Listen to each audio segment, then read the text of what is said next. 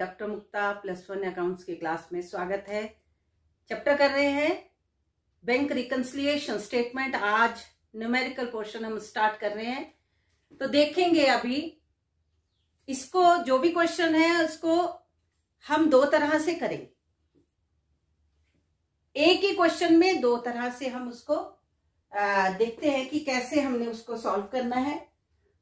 कोई सा क्वेश्चन लेते हैं हम न्यूमेरिकल, उसमें जाएंगे अपने प्रैक्टिकल असाइनमेंट्स में, बुक खोलेंगे, पेज नंबर लेते हैं। चलो फर्स्ट क्वेश्चन नंबर 1 लेते हैं और क्वेश्चन स्टार्ट करना है। इसमें चैप्टर है bank reconciliation statement.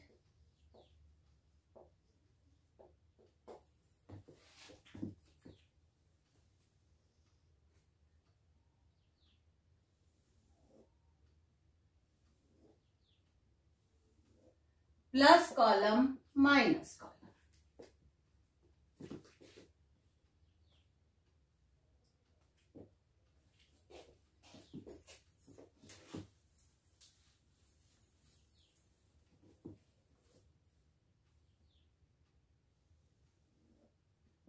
Plus minus और साइड बाय साइड हम करेंगे when question starts with passbook balance. ये भी बीआरएस है, ये भी बीआरएस है।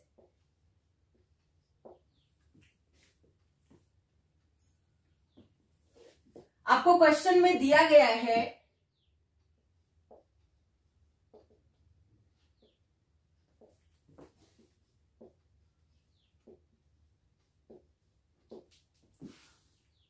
यहां हम वर्किंग नोट्स को लेते हैं।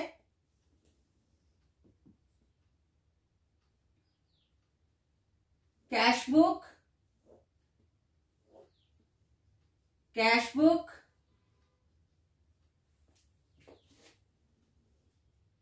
इधर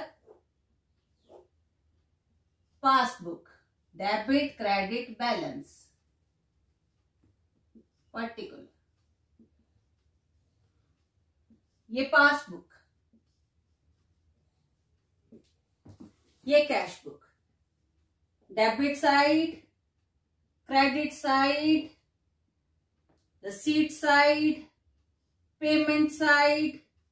ये बैंक कॉलम है, ये बैंक कॉलम है कैश बुक का। इस चैप्टर में मैंने पहले भी बताया था कि काम किसका है, कैश बुक के बैंक कॉलम का और पासबुक का। इन्हीं दोनों का ही काम इस चैप्टर में रहता है। हमने जो आपको क्वेश्चन दिया गया है, यहां पे लिखते हैं debit balance as per cash book. ठीक है ना। आपको क्वेश्चन में दिया गया है debit balance as per cash book 2000। किस कॉलम में जाएगा, प्लस और माइनस? प्लस। प्लस। ये लो जी, प्लस में लिख लिया। और दूसरा हमने करना है credit balance as per passbook. Credit balance as per passbook. आपको लेकिन है नहीं है ना, आपके पास है क्या? नो मैम, नहीं है। तो हम क्या करेंगे, क्या कर सकते हैं इस वक्त? सीधे जाओ। हम क्या कर सकते हैं, हम जो इसका आंसर है ना बैलेंस एज पर पासबुक, हम उसको उठा लेते हैं। हमने सीखना है बैलेंस एज पर पासबुक। देखो नीचे, credit balance as per passbook 1800 किस कॉलम में जाएगा, यहां पे जाएगा। मैं नए तरीके से ये पहली बार ये ऐसा करवा के आपको समझा रही हूं। Balance as per cash book दिया है, बैलेंस एज पर पासबुक नहीं दिया, लेकिन हमने आंसर से उठा लिया इसको। ठीक है, आपके बुक में जो आंसर है बैलेंस, जो इसका एंड पॉइंट है वो इसका स्टार्टिंग पॉइंट होगा। अब एक एक ट्रांजेक्शन को हम देखेंगे। यहां पे balance BD, to balance BD, imaginary figure ले रही हूं मैं 5000, इमेजिनरी है ये इमेजिनरी है, आपकी बुक में नहीं है। आपको समझा, बाकी नोट करने के लिए, समझने के लिए कि प्लस कॉलम में जाना है कि माइनस कॉलम में जाना है। तो बाय बैलेंस बीडी 5000 इमेजिनरी है। अब हम एक एक ट्रांजेक्शन को पकड़ेंगे, एक एक को पकड़ेंगे। देखो, सबसे पहले है check issued but not presented for payment. Check issued but not presented for payment, यहां पे बैलेंस कितना आ गया?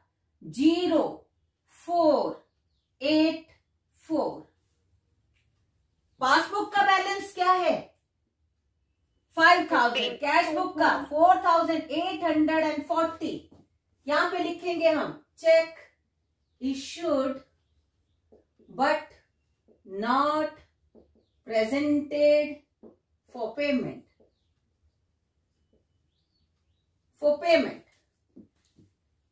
कैश बुक से जब क्वेश्चन स्टार्ट होगा तो कैश बुक से पासबुक की ओर जाना है, तो प्लस 160। शाबाश, बहुत बढ़िया।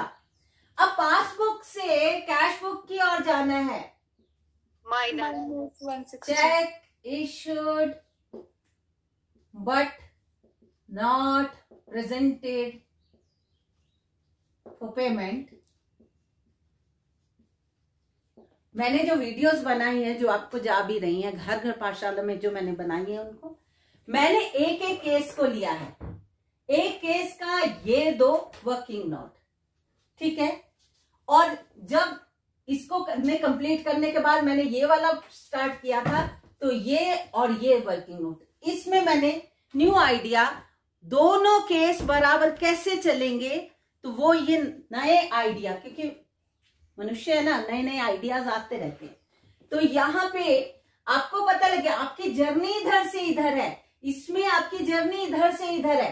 कैश बुक से पासबुक तक जाना है, यहाँ पासबुक से कैश बुक में जाना है। तो यहां से यहां आप बिल्कुल ठीक कर रहे हो कि प्लस और माइनस,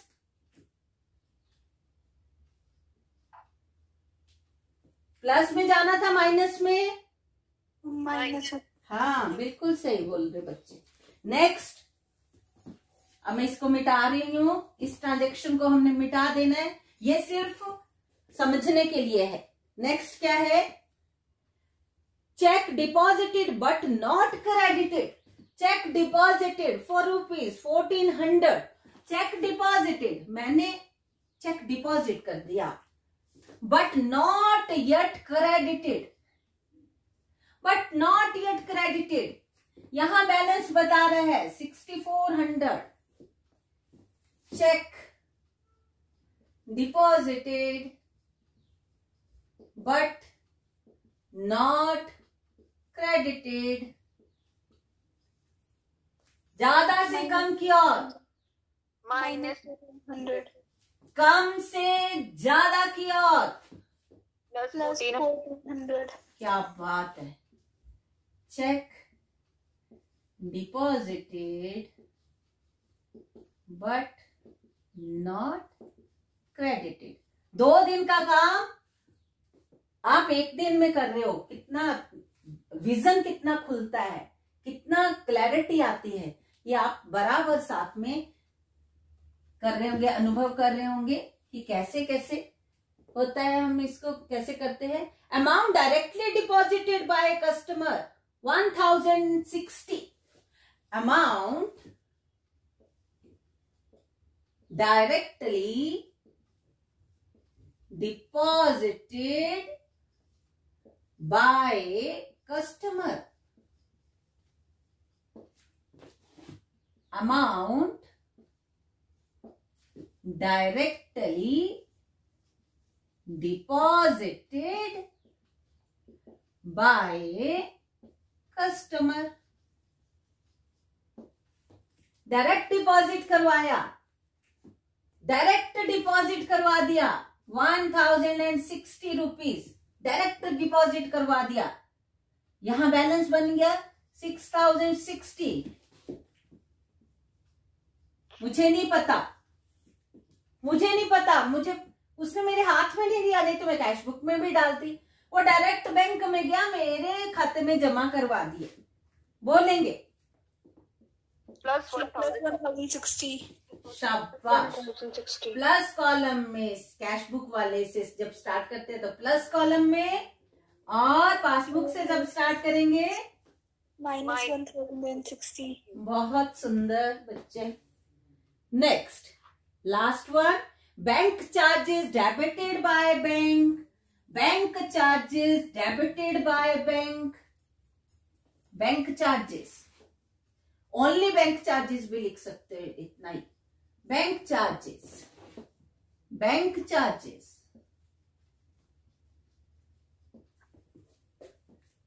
डेबिटेड बाय बैंक ₹20।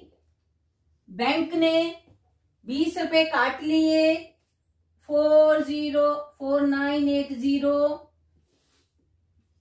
मुझे नहीं पता बैंक ने काटे नहीं काटे, कोई पता नहीं मुझे।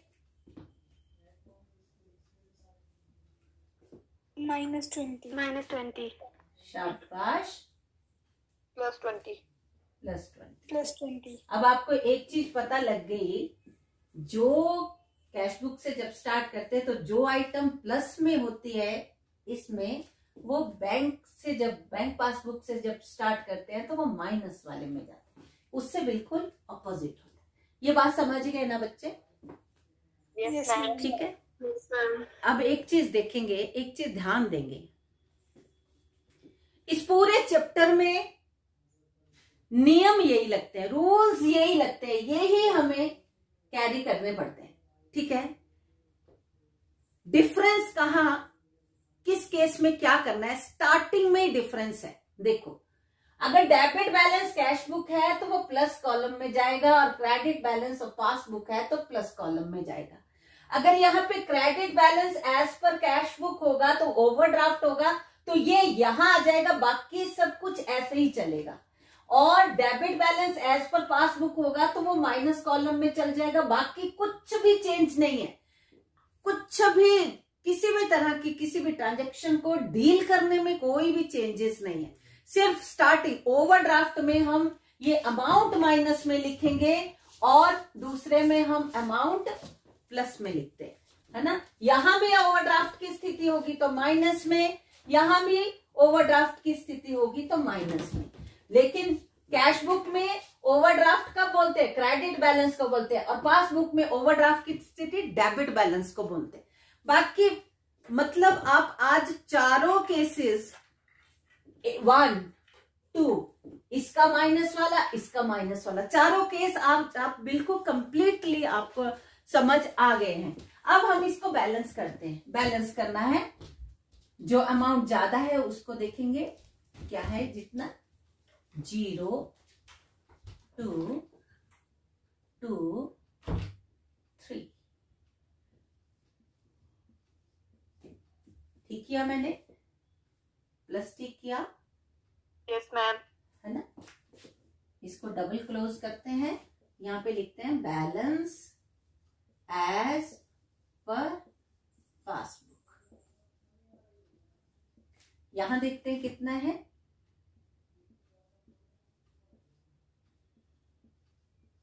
1420, 0081, 1800। Balance as per passbook 1800। इस तरफ भी करते हैं हम, इसका टोटल देखते हैं कौन सी साइड बड़ी, यही बड़ी लग रही है। 0, 2, 2, 3, 3, 2, 2, 0, 3, 2, 2, 0, 0, 2, 2, 1, 0, 0, 0, 2, 0, 0, 0, 2, 2000 balance as per cash book. ऐसे लगाना नहीं है, ये तुम्हें ऐसे शो करने के लिए, आपने क्वेश्चन में ऐसे लगाना नहीं, सीधे छोड़ेंगे, बैलेंसिंग जैसे करते हैं। ठीक लगा? पता लग गया? yes, सभी को समझ आ गया होगा।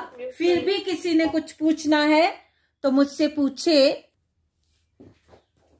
अब नेक्स्ट जो मैं आपको करवाने जा रही हूं, आपको एक डेट दी होगी कि आपने इस डेट की इस डेट तक बैंक रिकंसिलिएशन स्टेटमेंट बना लिया। फॉर एग्जाम्पल उन्होंने 31 मई आपको दे दी और आपको दिया है cheque issued to ABC for rupees 2000, 1000 and 3000 issued on 20th May. Out of these 3 checks, B presented his check for payment on 25th, for example, 25th May, and he got the payment. उसको मिल गया पैसा. But A and C has not presented till 31st May. A and C, check of A and C cleared on 3rd of June. ध्यान देना है बस. ये जो check थे 3 किसी को हमने काट के दिए, उसमें से मिस्टर बी ने बैंक में प्रेजेंट किया और उसको पेमेंट में मिल गई 1000. ए और बी ने भी प्रेजेंट तो किया 25th को, लेकिन उनके चेक क्लियर कब हुए? 3rd जून. हमने ये बनानी है 31st मई की. तो हम क्या लिखेंगे? Check issued but not cleared. ऐसा प्रेजेंट तो उन्होंने कर दिया, बट नॉट येट क्लियर्ड. इधर भी आ जाएगा, इधर भी आ जाएगा, और 5000 रुपीज ये आ जाएंगे. क्योंकि जो क्लियर हो गया वो 31st मई को उसकी पेमेंट चली गई, लेकिन चली गई तो कैश बुक से और पासबुक से निकल गए पैसे. लेकिन ये 2 कैश बुक से तो निकल गए, पेमेंट कर दी. हम कैश बुक में फटाफट दिखाते हैं, ये कर दीजिए पेमेंट 5000 ये भी, और टोटल हमने 6000. लेकिन बैंक से कटे कितने? 1000, 2000 एंड 3000 तो कटे ही नहीं. 5000 की तो पेमेंट हुई नहीं, तो हमारी पासबुक ज्यादा बैलेंस ही दिखाएगी, कैश बुक कम बैलेंस दिखाएगी. तो ये कुछ रीजंस होते हैं. जैसे cheque presented for deposited into bank but not yet.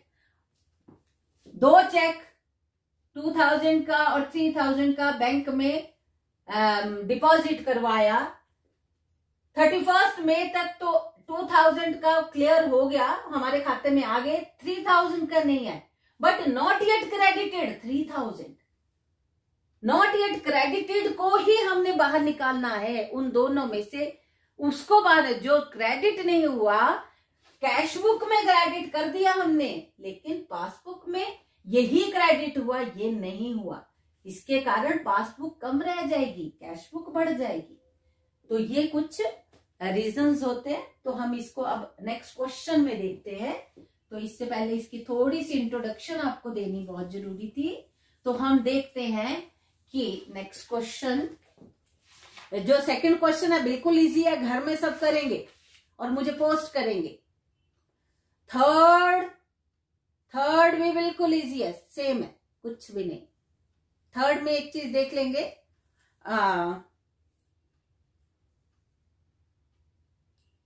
Third को मैं थोड़ा एक्सप्लेन कर देती हूँ, कुछ भी नहीं है. हिंट लिख लेना अपने पास, हिंट लिख लेना क्वेश्चन करने के लिए. कैश बुक बैलेंस दिया है, प्लस कॉलम में आ जाएगा, और आंसर वाला आपने लिख लेना पासबुक बैलेंस 3680 इधर लिख लेना. बैलेंस एज पर पासबुक इधर लिख लेना 3600. आपको एग्जाम में अगर आएगा तो आपने ये 2 केस नहीं करने हैं, आपने नहीं करने हैं, आपने एक ही करना है। उसको मैं डबल करके आपको दिखा रही हूँ, समझा रही हूँ कि इन आइटम्स को इसमें कैसे डील करना है और इसमें किससे ये प्लस में जाएंगे माइनस है। क्वेश्चन यही वाला है, ये और इसके 2 ये वर्किंग नोट करने जो हैं, लेकिन मैं उसको साइड बाय साइड कि अगर आपको ऐसा आता है तो आप कैसे करोगे। ठीक है, तो थर्ड क्वेश्चन के कुछ आइटम्स मैं आपको बता देती हूँ। Check issued but not presented, ये आपने देख लिया। चेक यहां पे कोई बैलेंस रख लेना, मान लो मैं इसमें रख लेती हूँ 7,000 रख लेती हूँ, और प्रेजेंटेड फॉर पेमेंट हमने 1100 यहां पे लगा दिए, पेमेंट कर दी। बट क्या है, cheque issued but not presented for payment. Cheque issue किया तो 1100 इधर आ गया, बट नॉट येट प्रेजेंटेड, जितना भी था नहीं, तो ये बड़ी रहेगी, ये कम हो जाएगी, क्योंकि यहाँ 1100 कट गए तो यहाँ कम रह जाएगी। तो आपको उसका इफेक्ट आपको पता ही है, यहाँ ज्यादा यहाँ कम, इधर से इधर जाना प्लस, उधर से इधर जाना है तो माइनस। सेकंड भी बता देती हूँ। सेकंड ट्रांजेक्शन है check deposited but not collected. Check deposited इसमें लिख देना, बट नॉट कलेक्टेड जितना भी है 2000 जो भी है, बट नॉट कलेक्टेड, तो ये कम रह जाएगी, यहां 2000 ज्यादा हो जाएगी, 9000 वहां 7000, तो क्या करना पड़ेगा, क्या करना पड़ेगा, माइनस करना पड़ेगा। इधर से इधर जाना है तो माइनस, उधर से इधर आना है तो प्लस। ठीक है, third one, interest allowed by bank. Bank ने इंटरेस्ट दिया, बैंक ने इंटरेस्ट दिया तो वो हमारे खाते में जुड़ गया, लेकिन यहां रसीद साइड में पता ही नहीं, यहां पता ही नहीं, तो ये 7,100 हो गया, यहां 7,000 ही रहा, यहां 7,000 ही रहा। तो कम से ज्यादा की ओर प्लस करना है, और इसमें ज्यादा से कम की ओर तो माइनस करना है। ये भी आपको क्लियर हो गया? क्लियर हो रहा है ना बराबर सबको? आपको ऐसा तो नहीं लग रहा मैम दौड़ रहे हैं? No ma'am. हाँ जी, ठीक है। अब बैंक चार्जेस आए, बैंक चार्जेस बैंक ने काट लिए 20 रुपी फॉर एग्जाम्पल, यहां मुझे पता ही नहीं, यहाँ ज्यादा रह गया, वहां कट गए, तो यहाँ 0896 रह गया, तो ज्यादा से यहाँ 7,000 ही है, ज्यादा से कम की ओर जाना तो माइनस, और कम से ज्यादा की ओर जाना तो प्लस। ठीक है, और लास्ट वन उसमें है a cheque of ₹200 was deposited into bank for collection. एक 200 रुपए का 200 रुपीज का बैंक को कलेक्शन के लिए डिपॉजिट करवाया, the cheque was dishonoured. Deposit करवाया, मैंने फटाफट लिख दिया कि बैंक में मेरे खाते में जमा हो जाना है, जमा हो जाना है, मेरे पास हो गए, मैं सोच रही हूं मेरे पास हो गए 7,200, लेकिन जब बैंक में मेरे खाते में क्रेडिट करने की बारी आई तो जिस बंदे ने वो चेक दिया था ना मुझे, उसके खाते में पैसे ही नहीं थे, वो डिसऑनर हो गया था, इसलिए मेरे खाते में वो डले ही नहीं। मेरा खाता बता रहा है 7,000, यहां बता रहा है 7,200, तो जब भी डिसऑनर होता है तो ऐसे उसकी ट्रीटमेंट करनी है वर्किंग नोट में, तो ज्यादा से कम की ओर तो यहाँ माइनस, कम से ज्यादा की ओर तो यहाँ प्लस में आ जाएगा। मुझे लगता है ये थर्ड क्वेश्चन भी आप आराम से बच्चे कर लोगे, कर लेंगे ना सभी? Yes ma'am. Yes ma'am. हाँ मेरा बच्चा, सबने बराबर करना है, और अच्छे से, जब मान लो आपको ऑफलाइन होते हैं या ऑनलाइन होते हैं पेपर, ऑनलाइन होते हैं तो नकल वाला फंडा रखना ही नहीं राजे किसी ने भी। Yes ma'am. नहीं रखना बेटा, मेरी बेइज्जती है, मुझे मेरे मुंह पे आप ऐसा लगेगा कि मुझे आपने मार ही दिया अगर आप ऐसा करोगे। इसका मतलब मैंने कभी पढ़ाया ही नहीं, कभी नकल नहीं करनी, अपना नुकसान हो जाता है हम, है ना, कभी भी नहीं करनी बेटा, ठीक है ना? हाँ, अब चलेंगे हम क्वेश्चन नंबर 4 पे। Balance as per cash book और बैलेंस एज पर पासबुक हमने नीचे से उठा लेना है। Balance as per cash book. Balance as per cash book कितना दिया है? 9,900 आपको पता है प्लस वाले कॉलम में। अब देखो ना यहाँ डेबिट लिखा है ना यहाँ क्रेडिट लिखा है। सिंपल लिखा हो balance as per cash book तो आपने डेबिट बैलेंस ही उसको लेके चलना है, होता ही वो डेबिट बैलेंस। और इधर लिखेंगे हम, यहां भी क्रेडिट लिखने की जरूरत नहीं है, बैलेंस एज पर पासबुक। कितना है देखो क्वेश्चन में? 8,700 यहां मैंने इमेजिनरी फिगर्स लिख ली हैं, ठीक है जी। इसमें कंफ्यूज नहीं होना है। मैम ने 7,000 कहां से ले लिया, उठा लिया, कुछ नहीं है, ये मेरी मर्जी के हैं, मेरे अपने हैं ये 7,000 रुपीज ना, मैंने अपने पॉकेट से निकाल के यहाँ रख दी, ठीक है जी। क्वेश्चन में नहीं दिए उसमें।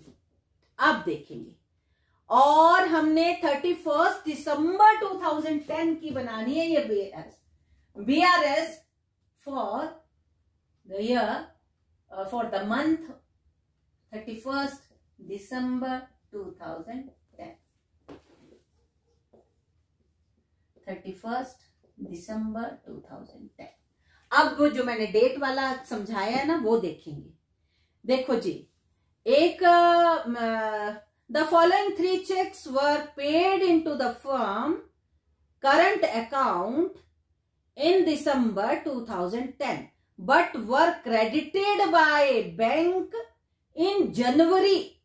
जनवरी में वो क्रेडिट हुए राकेश से, मुकेश से और शैलेश से। 2,800 एंड 500, ये टोटल बना 3,300, ठीक है। यहां पे लिखेंगे चेक डिपॉजिटेड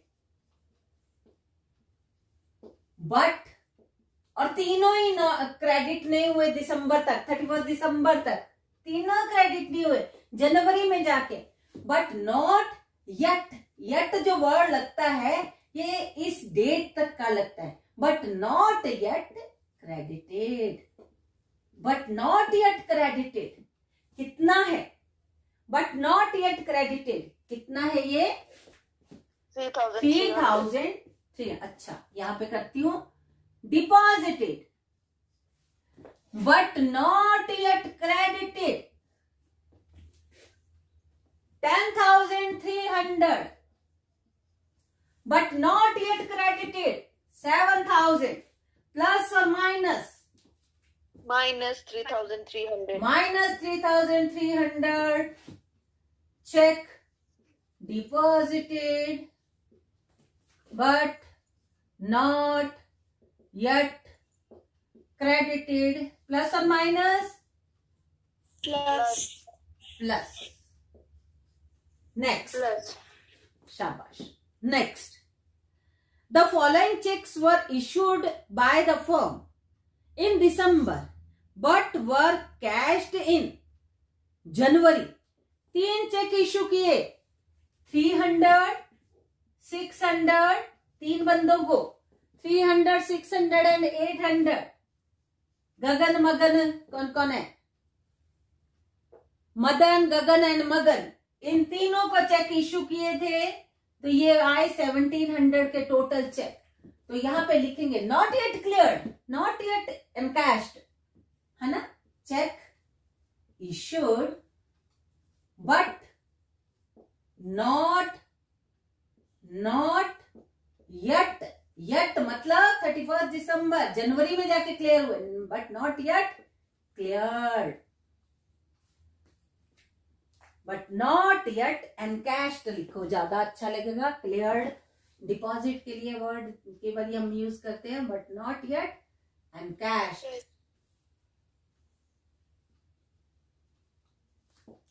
चेक इश्यूड, मुझे लगता है आपने वर्किंग नोट में कर भी लिया होगा, but not yet encashed. Cheque issued, cheque issued 1,700 के, बट इशूड किए, पेमेंट की, यहां से हमारे इतने निकल जाने थे, but not yet in cash.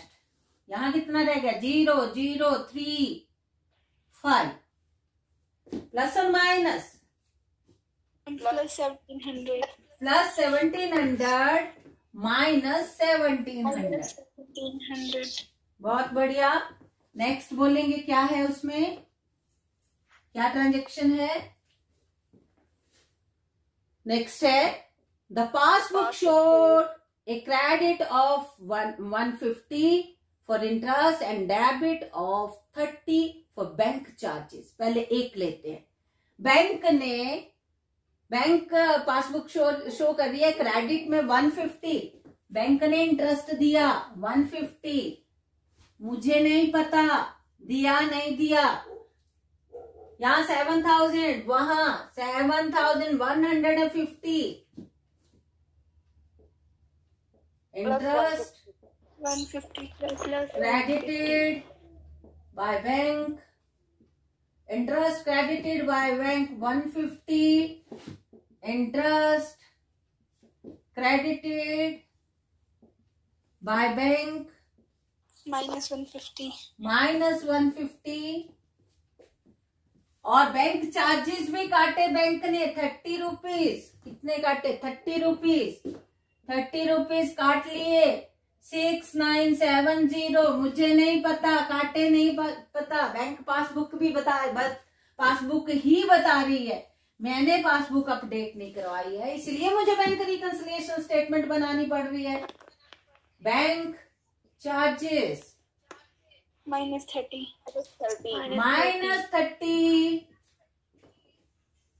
Plus 30। Very good. अच्छा लिखे है नहीं मैंने बैंक चार्जेस, यहाँ लिखना है बैंक चार्जेस 30।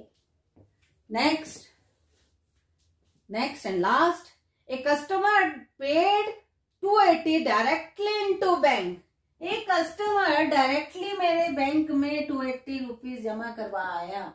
7,280 नहीं, सॉरी गलत किया। डायरेक्टली जमा करवा के आया, वो डायरेक्टली बैंक में जमा करवा के आया। मुझे नहीं पता।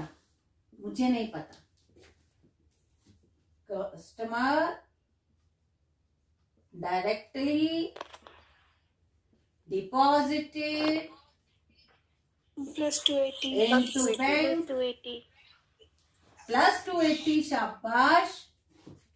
Customer directly paid into bank